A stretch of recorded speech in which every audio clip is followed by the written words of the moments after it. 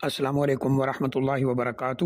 الحمد للہ رب العالمین والصلاة والسلام علی اشرف الانبیاء والمرسلین نبینا و رسولنا و حبیبنا محمد وعلی آلہ و اصحابہ اجمعین، اما بعد۔ یہ کسی بھائی نے ایک کلپ بھیجا ہے جس میں ٹی وی اینکر ایک بریلوی عالم سے پوچھتا ہے کہ کیا صحابہ اکرام نے میلاد منایا تھا، جشن میلاد، اور کہہ رہا ہے کہ بعض لوگ اعتراض کرتے ہیں کہ صحابہ اکرام نے تو ایسا کچھ نہیں کیا۔ تو اس عالم نے جواب میں کہا کہ جی بالکل منایا تھا، اور صحیح مسلم کی روایت پیش کی اور کہا یہ روایت امام بہقی نے شعب الایمان میں بھی ذکر کی ہے۔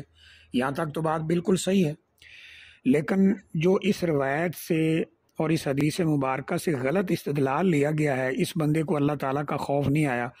سب سے پہلے تو اس نے یہ حدیث بیان کرتے ہوئے کہا کہ اسی قسم کا ایک جلسہ، یعنی جشن عید میلاد یا عید میلاد کا جلسہ اس طرح اس میں مسجد نبوی میں تھا، تو یہ اس نے اپنی طرف سے لفظ داخل کیے۔ حدیث میں ایسا کوئی لفظ نہیں ہے کہ اس طرح کا یعنی محفل میلاد کا کوئی جلسہ لگا ہوا تھا، ایسا کوئی لفظ حدیث میں نہیں ہے، اس نے اپنی طرف سے داخل کیا ہے، اللہ تعالیٰ معاف فرمائے۔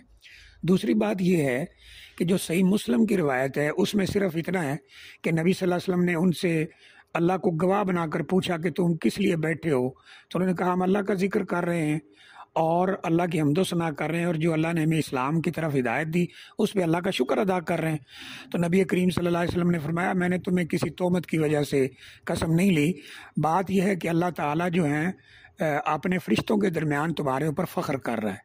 مسلم کے یہ لفظ ہیں، اور جو سنن بہقی کے اندر روایت موجود، شعب الایمان کے اندر روایت موجود ہے، اس میں یہ لفظ ہیں اس کے بعد کہ اللہ تعالیٰ نے ہم پر اسلام کی جو ہمیں ہدایت دی، ہم پر اللہ نے انعام کیا، اور آگے لفظ ہیں کہ وَمَنَّ عَلَيْنَا بِكَ، اور آپ کو ہمارا نبی بنا کر اللہ تعالیٰ نے آپ کا امتی بنا کر ہمارے اوپر بہت بڑا احسان کیا ہے، تو ہم اس لیے بیٹھے اللہ کا شکر ادا کر رہے ہیں۔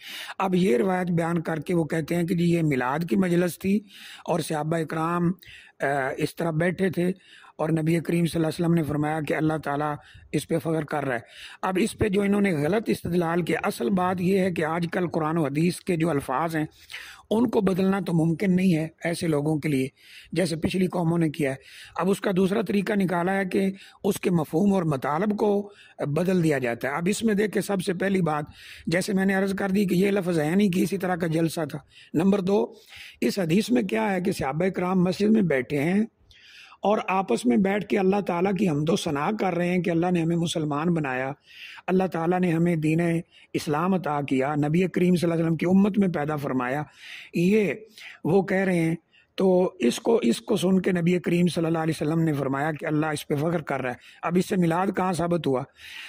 اگر میلاد ثابت ہوا ہے تو سب سے پہلے یہ بات ثابت کرنا ہوگی کیا اس دن 12 ربیع الاول تھا، نمبر ایک۔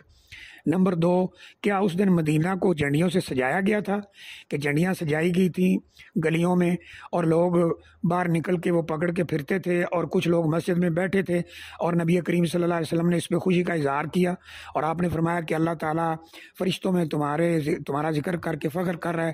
کیا اس دن ایسا ہوا تھا؟ ایسا کچھ بھی نہیں ہوا۔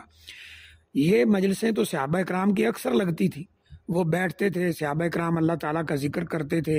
اس طرح حدیث میں آتا ہے نبی اکرم صلی اللہ علیہ وسلم گھر سے نکلے تو دو مجلسیں نظر آئیں، ایک مجلس میں لوگ بیٹھے اللہ کی عبادت کر رہے تھے اور ایک والے علم سیکھ رہے تھے، تو نبی کریم صلی اللہ علیہ وسلم وہاں ان کے پاس گئے جو علم سکھلا رہے تھے۔ جب واپس جانے لگے تو دوسرے لوگ بھاگ کے آئے کہ آپ ہمارے پاس نہیں آئے، تو تب آپ نے فرمایا تھا کہ میں نے یہ دو مجلسیں دیکھی، یہ علم کی مجلس تھی، علم کی مجلس مجھے پسند ہے تو میں اس لیے یہاں آیا ہوں، اور فرمایا انما بعثت معلما، اللہ تعالیٰ نے مجھے معلم بنا کے بھیجا، استاد بنا کے بھیجا۔ ایسی مجلسیں تو کئی لگتی تھی۔ اس طرح صحابہ اکرام بعد میں درس دروس کا سلسلہ بخاری شریف میں روایت موجود ہے، سیدنا عبداللہ بن مسعود رضی اللہ تعالیٰ عنہ سے صحابہ اکرام نے عرض کیا تھا کہ آپ ہمیں روزانہ درس دیا کریں، تو انہوں نے کہا کہ نہیں، میں روزانہ نہیں دیتا تاکہ لوگ اکتا نہ جائیں، ہفتے میں 1-2 بار درس دیتے تھے۔ تو اس سے میلاد کیسے ثابت ہو گیا؟ کیا وہ 12 ربیع الاول تھی؟ کیا مدینہ سجایا گیا تھا؟ کیا نبی کریم صلی اللہ علیہ وسلم نے صحابہ اکرام کو کہا تھا آج 12 ربیع الاول ہے، باہر نکلو، بازاروں کو سجاؤ، گلیوں کو سجاؤ اور جھنڈیاں لگاؤ، صفائی کرو، یہ کرو وہ کرو؟ ایسا کوئی بھی حکم نہیں دیا۔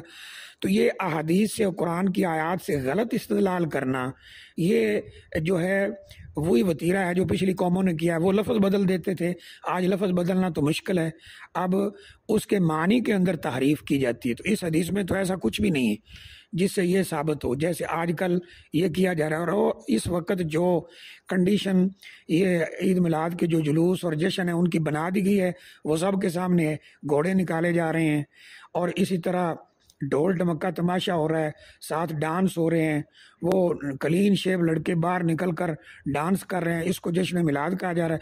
اور استدلال میں یہ حدیث پیش کی جا رہی ہے، نعوذ باللہ، یہ تو حدیث کی معنوی تعریف یعنی اس کے معنی کو بدلنے والی بات ہے۔